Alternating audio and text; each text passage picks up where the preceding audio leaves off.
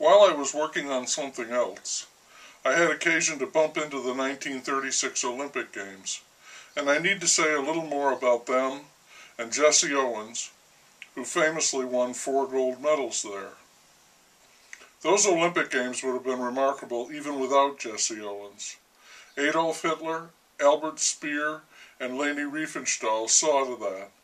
They knew all about the grand scale, how to make a spectacular impression, and this was their big chance to show off the genius and the glories of the Third Reich to the rest of the world. They were determined to make the most of this fabulous opportunity and to do themselves proud. After the Olympics, they would have everyone saying, "Those Nazis, boy, say what you will about them, they know how to get it done." So the setting was as lavish as it could possibly be.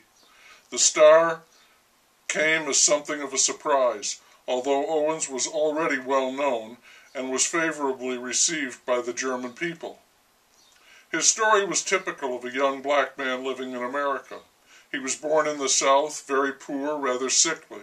His family migrated north in search of a better life, settling in Cleveland, where Owens went to school, and the J.C. of James Cleveland was elided into Jesse.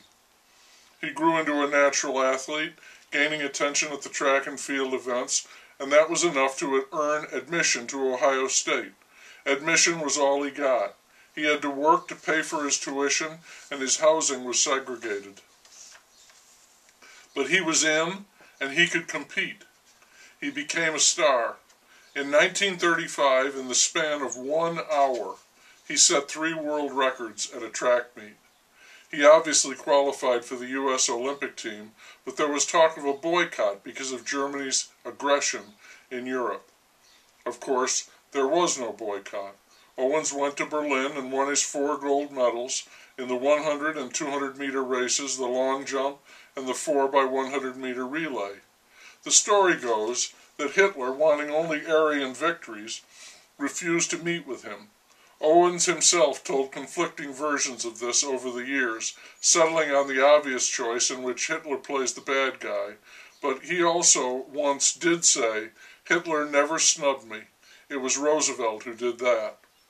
FDR did invite Olympic athletes to visit the White House, but no blacks, not Jesse Owens. That was the world Jesse Owens lived in. He was famous, revered, a champion, a global celebrity, but he was also a colored man who could not use certain bathroom facilities, hotels, restaurants. He was a hero and a dog. You think Jackie Robinson had it tough? The constant message to Owens was, "Nice work, boy, nice going, but kindly remember your place." Joe Louis was possibly the only person who could understand what it was like to be Jesse Owens. Following the Olympics, the AAU wanted its athletes to tour Europe and raise money. Owens wanted to make money on his own. The AAU declared him a professional and banned him from appearing at any sanctioned event. His athletic career was over. Now he was more of a carnival freak, Jesse and his 4 medals.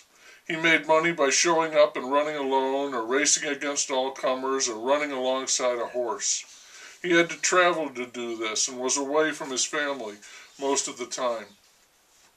Eventually, he became something of an eminence, making an income by giving speeches and appearing at athletic camps, because he was, after all, undeniably Jesse Owens, and he had done what only Jesse Owens had done, and sticking it to Hitler, too, along the way. Ohio State proudly claimed him as their native son. There's a statue of him and his 4 medals, and they named a stadium after him.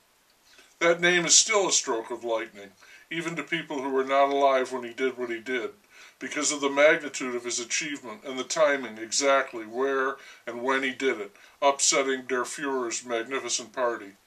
But America had some, as we say, issues too, and when Berlin was over, the great and world-renowned Jesse Owens was, well, not just another colored boy. He was special, sure, but a colored boy nonetheless.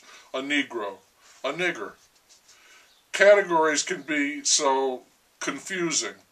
Jesse Owens was one of the first niggers, and certainly the most prominent, to seem almost human.